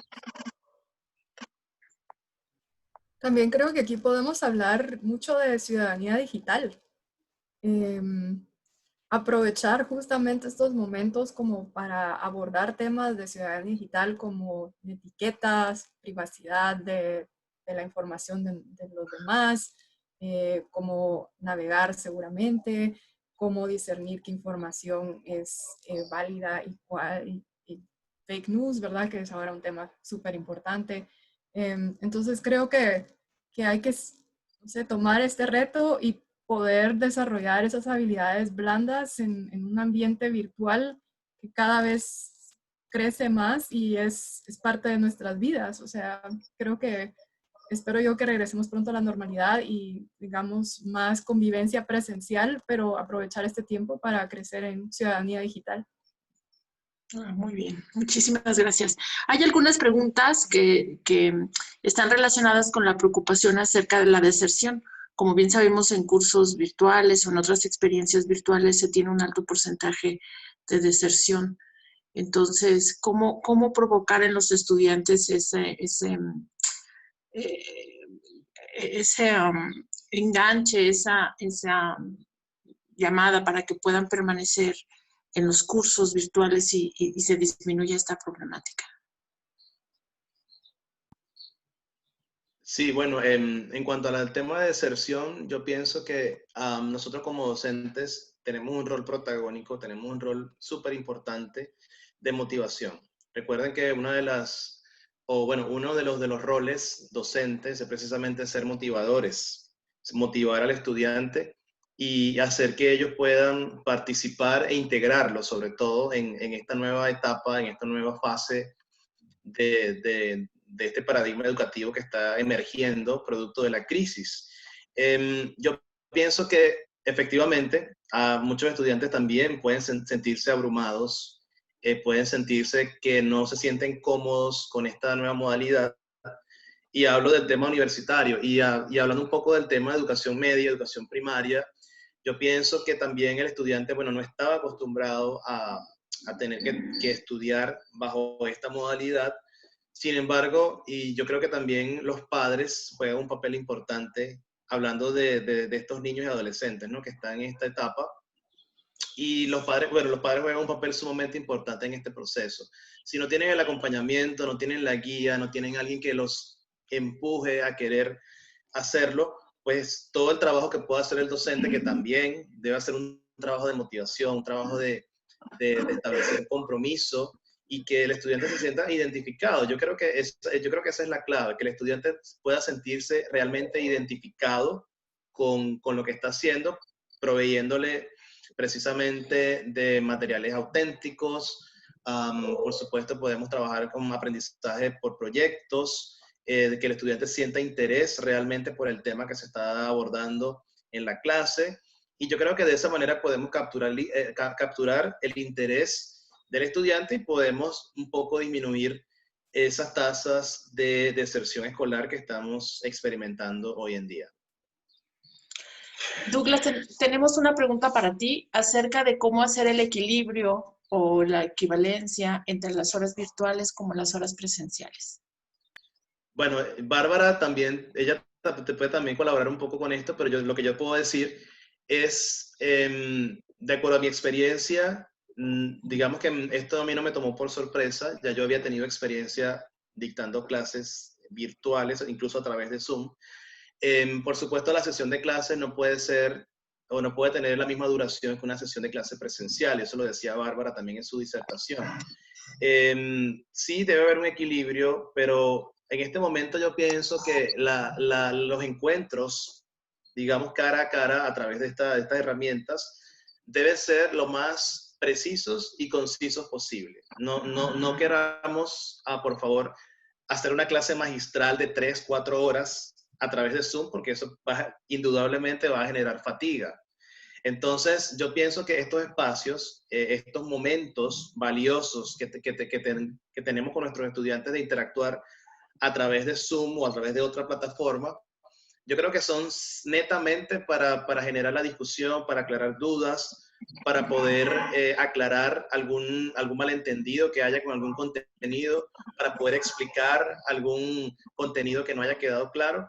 pero yo pienso que sí, definitivamente debe haber una diferencia exponencial en el tema del tiempo que le dedicamos a la clase virtual en comparación con la clase presencial. Entonces, si Bárbara quiere complementar. Así es, totalmente de acuerdo con lo que dijo Douglas. No son equiparables las horas presenciales con las horas de una clase virtual. En el caso de la clase virtual se podría usar incluso el modelo de Flip Classroom, en donde ya el estudiante leyó el contenido, estuvo trabajando en diferentes problemas y la sesión se puede utilizar entonces para resolver esas dudas o cualquier consulta que tenga el estudiante. No tratar de dar una clase exactamente igual a la presencial. Muchísimas gracias. Hay algunas preguntas acerca de los programas de televisión y cómo es que estos programas de televisión pueden ser combinados con la educación STEM cuando hacen la transmisión en algunos países de los contenidos básicos de las asignaturas, especialmente en la educación elemental. ¿Cómo lo combinarían con STEM? Pues yo creo que son una muy buena introducción a un tema de STEM sobre todo. Entonces lo podrían incorporar como la introducción, como la motivación para darle el contexto o el por qué es importante aprender ciertos conceptos de STEM. También se podrían dejar como tareas en el área de investigación o profundizar algún tema. Creo que son muy valiosos y hay programas muy buenos científicos ahora en donde lo mezclan con humor o realmente tienen imágenes visuales muy atractivas. Entonces, todos estos recursos son bastante valiosos y la idea es como que no se vuelva el único recurso y no poner al estudiante a ver, no sé, horas de programas de televisión, sino que sea parte del proceso y que haya alguna actividad en donde haya una interacción con el docente, con los estudiantes y que se pueda poner en práctica de alguna forma. Muy bien. Tenemos otra pregunta acerca de esta situación que estamos viviendo ahorita. Si ustedes consideran que es un periodo de transición o definitivamente habrá que haber un cambio de paradigma en la educación de manera permanente. Yo pienso que es un cambio de paradigma. Ayer oí un ejemplo que me pareció que se ajustaba exactamente a la situación actual. Es como si estuviéramos en el desierto como los israelitas y ya solo nos queda caminar hacia adelante. No podemos volver a Egipto. La tecnología nos ha mostrado todas sus bondades y cómo nos puede ayudar a mejorar la educación. Entonces llegó el momento de adaptarnos y de tratar de trabajar con lo que tenemos y crear nuevos paradigmas para que la tecnología siga siendo empleada en el futuro. Yo creo que esta pregunta también se relaciona. Bueno, si ya no nos queda de otra más que caminar para adelante, la pregunta sería, ¿cómo motivar a los estudiantes que no han sido educados para trabajar en plataforma, sino de otra manera? ¿Cómo hay que hacerle para hacer esa motivación? Y bueno, yo de manera personal me gustaría extenderla también a los profesores, porque hay una renuencia de algunos profesores a trabajar en este nuevo esquema. Entonces, ¿qué proponen ustedes para motivar tanto estudiantes como profesores a este nuevo esquema de trabajo?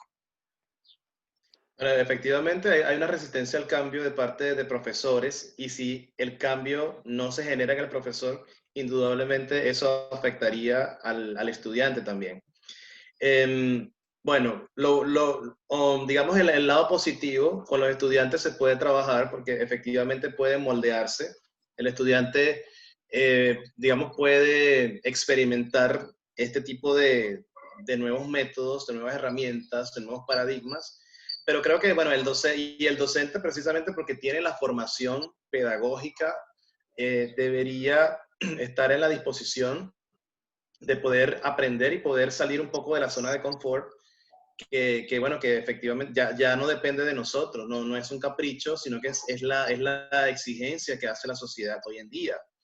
Entonces, en cuanto al estudiante, el estudiante estaría dispuesto a moldearse o podríamos ayudarlo a moldear la conducta y poder orientarlo e incentivarlo a que, bueno, esto es la nueva normalidad, esta es la nueva realidad, de ahora en adelante vamos a trabajar de esta manera, tratando de presentárselo como, bueno, esta es una manera interactiva, vamos a aprender muchas cosas gracias a la tecnología.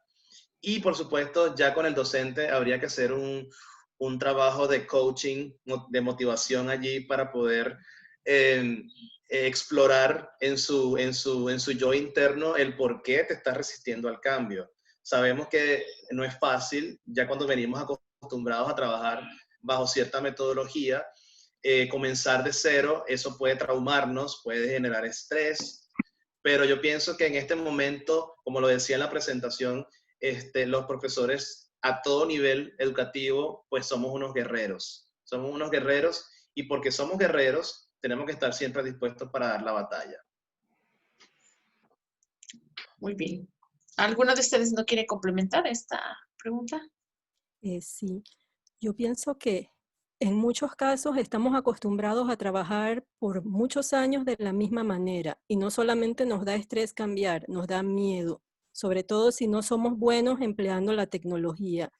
Tal como decía Douglas, tal vez una manera de que los profesores se involucren más es proporcionando la capacitación y el coaching necesario para que ellos se convenzan de todas las ventajas que estas herramientas les pueden generar a ellos mismos. Incluso a la hora de evaluar actividades, muchas veces es mucho más fácil hacerlo usando plataformas tecnológicas que sentándose a calificar los exámenes de 40, 50 estudiantes o más.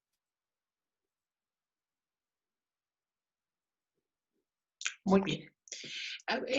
Recurrentemente en los webinars que hemos tenido aquí, hay una preocupación por muchos profesores por atender a estudiantes que tienen, pues, algunos problemas de motricidad o algunos problemas de comunicación. Entonces, el profesor Gonzalo nos comparte esta preocupación. En nuestro medio se incluye a los estudiantes con necesidades educativas. Ellos necesariamente necesitan una guía directa para aprender. En las circunstancias actuales del COVID-19, ¿de qué manera se les puede enseñar con estas herramientas que ustedes nos brindan, sabiendo que los padres de familia se dedican a otras actividades? Esa es la pregunta. ¿De qué manera se puede enseñar a estudiantes que tienen otras capacidades a través de medios virtuales o estudiantes con necesidades especiales? Sí, creo que en un medio digital, tal vez eso es uno de los retos más grandes, la accesibilidad, ya sea justamente de crear objetos de aprendizaje que tengan subtítulos, que se puedan traducir por lectores, para personas con problemas de visibilidad. Y es un gran reto. Realmente ese es uno de los retos más grandes de cómo podemos disminuir esa brecha digital, ya sea por discapacidad o por la limitación del acceso a un buen internet. Y tal vez eso es lo que tristemente vamos a ver más en nuestros países, ¿verdad? Esa brecha se está haciendo más grande en lugar de más pequeña. Y lo bueno es de que se está haciendo notorio y creo que ahorita es una gran oportunidad para nuestros gobiernos de darse cuenta de que esa es una necesidad y es algo que definitivamente hay que trabajar en ello. Porque si no, lo que va a suceder es de que esa brecha va a seguir creciendo y vamos a tener estudiantes con un montón de oportunidades para aprender a través de estos medios digitales y otros que se van a quedar muy atrás. Retomando con que si necesitan ayuda, lo que también podrían hacer, y bueno, yo sé que cada institución es distinta, pero en las instituciones donde hay horas de beca, horas de voluntariado, horas de servicio social, pues esos son como las oportunidades para personas decir, mira, fíjate que tenemos este compañero tuyo, él necesita apoyo en sus clases, ¿te gustaría hacer tus horas de servicio social apoyándolo desde casa? Entonces, buscar como esas oportunidades para que los estudiantes se unan y encuentren como otras maneras en las que pueden servir a los demás. Bueno, pues muchas gracias. Yo creo que nos vamos con la última pregunta.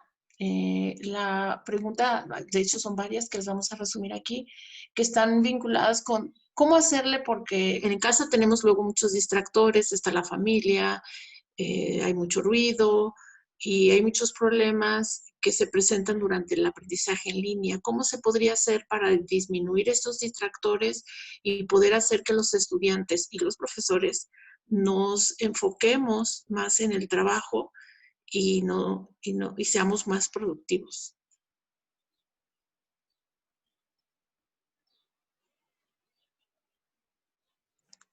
Cuando estamos hablando de educación en línea, especialmente si no son adultos, los padres de familia son un componente básico. Entonces allí sí vamos a necesitar el apoyo por parte de ellos para poder organizar un lugar en donde se puedan llevar a cabo esas clases sin ningún tipo de distractor. Bueno, y dijimos que era la última pregunta, pero yo creo que no. Hay una serie de preguntas vinculadas, que también esto ha sido una preocupación recurrente de los profesores. ¿Qué hacer en tiempos de COVID y en tiempos donde no pronto regresaremos a las aulas de la manera en la que estábamos acostumbrados, en zonas remotas, en zonas donde no se tiene acceso a Internet y donde no existe la manera? O sea, lo acaban de mencionar a ustedes ahorita, de que es un reto para los gobiernos y para las políticas educativas, las políticas públicas, pero por lo pronto los profesores tenemos ese problema y los estudiantes también lo están enfrentando, y para que todavía no se incremente más esa brecha en las desigualdades en el acceso a la educación de calidad, ¿qué idea tienen ustedes? ¿Qué propondrían? ¿Qué se podría hacer de manera inmediata desde la base docente para poder atender a estos estudiantes que no tienen internet y en algunas ocasiones tampoco tienen televisión?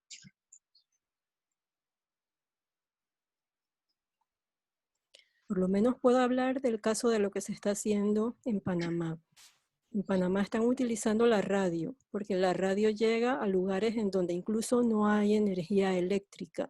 Entonces esa es una manera en donde se puede llegar incluso a los lugares más remotos para que esos estudiantes no estén totalmente rezagados en comparación con los que habitan en áreas urbanas.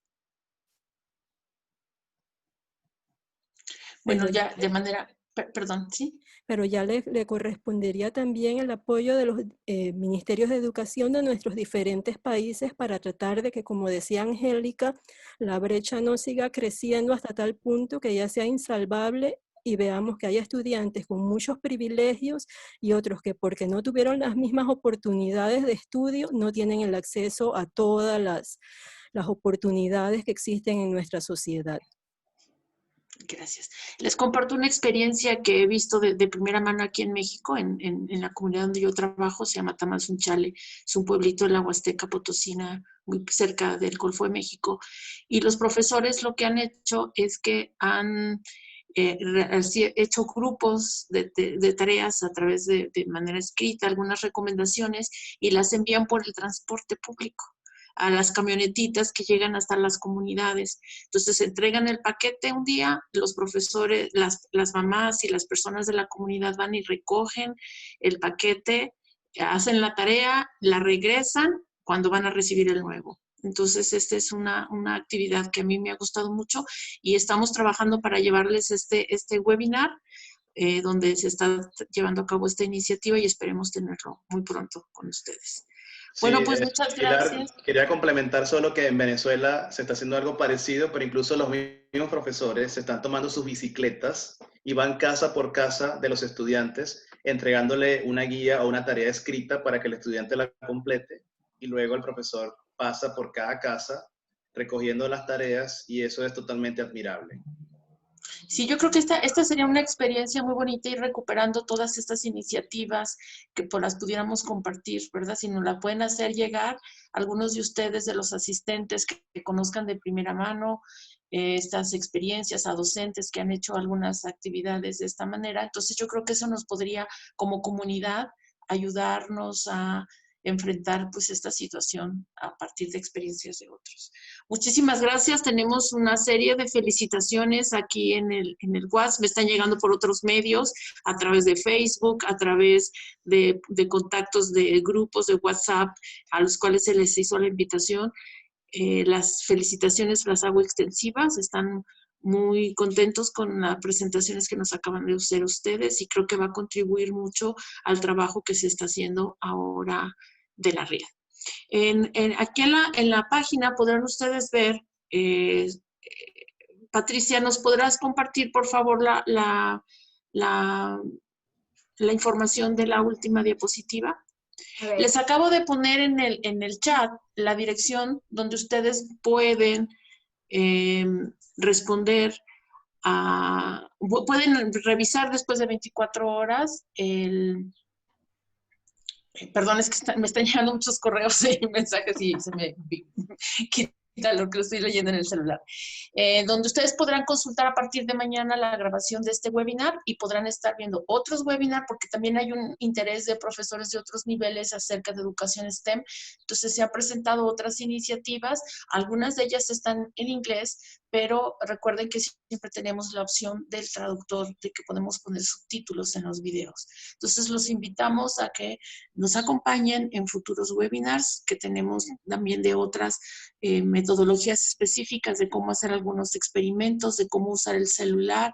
Tenemos una serie de webinars que estamos seguros que contribuirán a enfrentar de la mejor manera esta situación.